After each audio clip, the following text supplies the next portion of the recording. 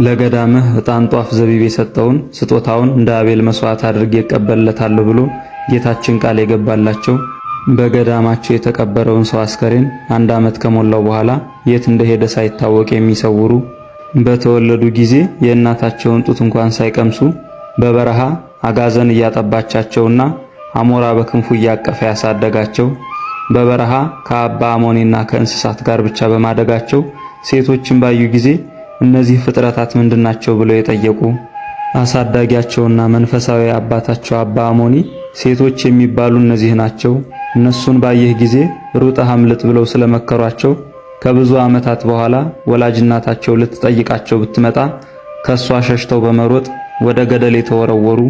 በዚህም ጊዜ የመላእክት አለቃ ቅዱስ ገብርኤል ከእግዚአብሔር ታዞ መጥቶ በአየር ላይ የተቀበላቸውና ክንፍ አብቅለው ወደ ብሔረ ሕያዋን እየበረሩ የገቡ፣ ዜና ገድላቸው እጅግ የሚያስደንቅ ታላቁ ኢትዮጵያዊ አባት አባ ዮሐኒ ዛሬ ህዳር 5 ቀን የተሰወሩበት ዓመታዊ መታሰቢያ በዓላቸው ነው።